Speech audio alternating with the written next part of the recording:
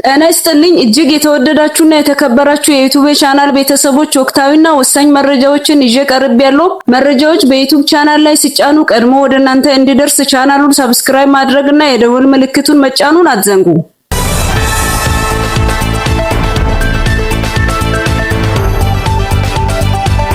ወደ መረጃዎቹ ስንሻገር የኢትዮ ጅቡቲ ምድር ባቡር ዋና ስራ አስፈጻሚ ኢንጂነር ታከለ ኡማ የአቅም ማጎልበት መሰረተ ልማቶችንና እየተካሄደ ስላለው ስለ ሎጂስቲክስ አፈጻጸም ያለበትን ሁኔታ ገለጹ። የኢፌዴሪ ጠቅላይ ሚኒስትር አብይ አህመድ ለመላው የእስልምና ተከታዮች ለረመዳን ወር የእንኳን አደረሳችሁ መልእክትን በአረብኛ ቋንቋ በጽሑፍ አስተላልፈዋል። በመቀጠልም ስለ ኢትዮ ጅቡቲ ምድር ባቡር ዋና ስራ አስፈጻሚ ኢንጂነር ታከለ ኡማ ያስተላለፉትን ዝርዝር መልእክቶችና የረመዳን ወር የጠቅላዩ መልእክት በውስጡ የያዛቸውን ዝርዝር መረጃዎችን የማጋራችሁ ይሆናል። አብራችሁን ቆዩ። የኢትዮ ጅቡቲ ምድር ባቡር መስመር ዋና ስራ አስፈጻሚ ኢንጂነር ታከለ ኡማ የአቅም ማጎልበት መሰረተ ልማቶችን በማሳደግ የጸጥታ አጥር መትከል፣ የትራክ ጥራትን ማሻሻልና የእንስሳት መተላለፊያ መንገዶችን በመጨመር የአገልግሎት መቆራረጥን በመቀነስ ላይ ትኩረት በማድረግ እየሰራን ነን ብለዋል። በተጨማሪም የአቅም ማስፋፋት ኢዲአር፣ የማዳበሪያ፣ የግብርና ምርቶችና ኢንዱስትሪ ግብአቶችን፣ ትራንስፖርቶችን ጨምሮ የጭነት ፍጥነትንና አቅምን በማሳደግ ላይ ትኩረት ተሰጥቶ እየተሰራ ነውም ብለዋል። ከየካቲት ወር 2018 ጀምሮ ረጅም ጊዜ ስራ ሳይሰራ የቆየው የነዳጅ ፉርጎ ስራ እንደሚጀምርም በኢንጂነር ታከለ ኡማ ማህበራዊ ትስስር ገጻቸው ላይ አጋርተዋል። በተጨማሪም ከጥር 2025 ጀምሮ የውጤታማነትና የሎጂስቲክስ አፈጻጸምን ለማሻሻል የ6 ወራት የሽግግር እቅድ በማዘጋጀት ስትራቴጂክ እቅድ መውጣቱን ከዚህ ቀደም ተዘግቧል። ኢንጂነር ታከለ ኡማ በማህበራዊ ትስስር ገጻቸው ላይ እንዳጋሩት የመሰረተ ልማት ዝርጋታ የሎጂስቲክስ ቅልጥፍናን የበለጠ ለማሳደግ በደወሌ የጭነት ተርሚናል ላይ ግንባታ እየተካሄደ እንዳለና እነዚህ ማሻሻያዎች የባቡር መሰረተ ልማቶችን ለመጠበቅ ከጸጥታ አካላትና ከባለድርሻ አካላት ጋር ተቀራርቦ መስራት እንደሚያስፈልግም አጽንኦት ሰጥተውበታል። ለመላው የእስልምና ተከታዮች ለረመዳን ወር የእንኳን አደረሳችሁ መልእክት የኢፌዴሪ ጠቅላይ ሚኒስትር አብይ አህመድ በአረብኛ ቋንቋ የጽሑፍ መልእክት አስተላልፈዋል።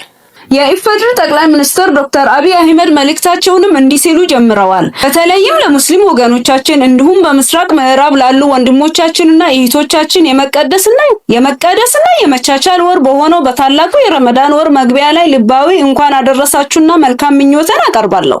ኢትዮጵያ የታማኝነት መገኛና የእውነት ምድር ናት። ለዚህም ነው እኛ በኢትዮጵያ ረመዳንን እንደማንኛውም ህዝብ የማንቀበለው። ምክንያቱም የስልጣኔን ክብርና የታሪክን ጥንታዊነት በውስጣችን ስለምንሸከም። እኛ የሁለቱ ስደቶች ምድር ነን። ምድር በጠበበች ጊዜ እውነትን ያስጠላለች የመጀመሪያው መጠለያ ኢትዮጵያ ነችና። ስለዚህም ነው የእስላም ነብይ ክቡር ሰይድና መሐመድ ኢትዮጵያ ማንም የማይበደልባት የእውነት ምድር እንደሆነች የመሰከሩልን። ኢትዮጵያ ከ1400 ዓመት በፊት ለዓለም ያረጋገጠችው ፍትህና ታማኝነት ዜግነትም ሆነ ወሰን እንደሌላቸው ነው በማለት በጽሁፋቸው አስፍረዋል። የነብዩን መልእክት በጅምሩ ያስተናገደችው ይቺ መልካም ምድር ለዓለም የመጀመሪያውን የአዛን ድምጽ የእስላም ሙአዚን የሆኑትን ብላልን የወለደችው ምድር ነች። ድምጻቸውም የነጻነትና የክብር አንቀጾችን ወደ ሰማይ ከፍታዎች አሰምተዋል። ዛሬ በመላው ዓለም በሚገኙ መስጊዶች የሚሰማው አዛን የዛ ክቡር ሀበሻ ድምጽ ማስተጋባት እንጂ ሌላ አይደለም። ነብዩ መሐመድ በካባ ጣሪያ ላይ እንዲወጡ የፈቀዱለት እርሱ ብቻ ነው።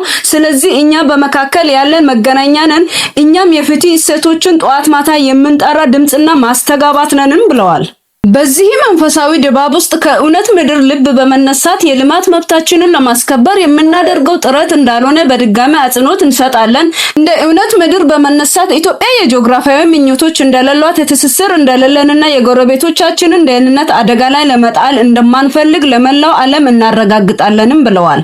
በውሃ ሀብታችን አማካኝነት ለልማት የምናደርገው ጥረት የማንንም ድርሻ በምንም መንገድ መቀነስ ማለት አይደለም። ታላቁ ናይል የእግዚአብሔር ስጦታ እንደሆነ እናምናለን። ሁሉም በፍትህና በእኩልነት መጠጣት አለበት። ለትብብር ድልድይ እንጂ ለግጭት አውድማ መሆን የለበትም። ታላቁ ናይል ለሁላችንም የተሰጠን መለኮታዊ ማዕድ ነውና በረከቶቿን እንድንካፈል እንጂ በጠብታዎቿ እንድንጣላ አይደለም። የኢፌዴሪ ጠቅላይ ሚኒስትር አብይ አህመድ ኢትዮጵያ ለጎረቤቶቿ ታማኝ ሆና ትኖራለች። ክፉ አናስብም፣ በደል አንሻም፣ የማንንም ድርሻ ለመቀነስ አንፈልግም። ይልቁንም የናይል ውሃ ከእርሻ ስፍራዎች በፊት ልቦቻችንን የሚያገናኝ የህይወት ደም ስር እንዲሆን እጆቻችንን እንዘረጋለን ብለዋል። ኢትዮጵያ ዛሬ 130 ሚሊዮን በላይ ህዝብ ያላትን ህዝብ የማንሳት ታሪክ እየመራች ስትሆን ወደ አካባቢዋ የምትመለከተው በመዋሄድ እንጂ በመስፋፋት አይን አይደለም። ወደብ የማግኘት ፍላጎታችን ሰላማዊ የህልውና አስፈላጊነት፣ የሰብአዊ ፍላጎትና የህዝብ ቁጥር መጨመር የሚጠይቅ ህጋዊ ጥሪ ነው። በሌላ በኩልም ደግሞ የጎረቤትን ሉዓላዊነት የማይነካና የሌሎችን ጥቅም የማይጎዳ የሽርክና ጥርም ነው ብለዋል። ኢትዮጵያ ብልጽግና የመላው ክልል ብልጽግና እንደሆነ ካለን እምነት የመነጨ ሰላማዊ ጥረት ነው። እውነተኛ ልማት ያለውን የትብብር በሮችን በመዝጋት ሳይሆን ውህደትን በማስፋት ነው። ታላቁ የህዝባችን ልጆች የሰው ልጅ የደም ቋንቋ ሰልችቶታል። ጦርነቶችም የሰው ልጅ ጫንቃ አድክመዋል። ቦይ ከመቆፈር ወደ መገልገያ ግንባታ፣ የጦር መሳሪያ ከማምረት ወደ መሬት ልማት፣ ሰው ወንድሙን ከመግደል ወደ ማከም ማስተማርና ብቁ ወደ ማድረግም ይለወጥ ብለዋል። ኢትዮጵያ ላይ የምናደርገው መነቃቃት ቁሳዊ ግንባታ ብቻ ሳይሆን የመቻቻል መንፈስ፣ ለሁሉም አንድ የትውልድ ሀገርና የእምነት ነጻነት የሚያረጋግጥ የሞራል መነቃቃትና ሰብአዊ እሴትም ነው ብለዋል። በዚህ የረመዳን ወር ኢትዮጵያ የሰላም አብሮ የመኖር ብርሃን ሆና እንድትቀጥል ለሰላም የተዘረጋች እጅና ለሚመጡት ትውልዶቻችን የሚበቃን የወደፊት ጊዜ ለመገንባት የትጋት አይን እንድትሆን ቃል ኪዳናችንን እናድሳለን። ኢትዮጵያ እንደነበረች ሁሉ ጊዜ የእውነት ሀገርና ሁሉንም የሚያቅፍ የህዳሴ መነሻ እናደርጋታለን። በዚህ ቅዱስ ወር አላህ የሁሉንም የልማት የብልጽግናና የሰላም ፈላጊዎች እርምጃ እንዲባርክ እንጠይቃለን። መልካም የረመዳን ወር በማለት መልእክታቸውን አስተላልፈዋል።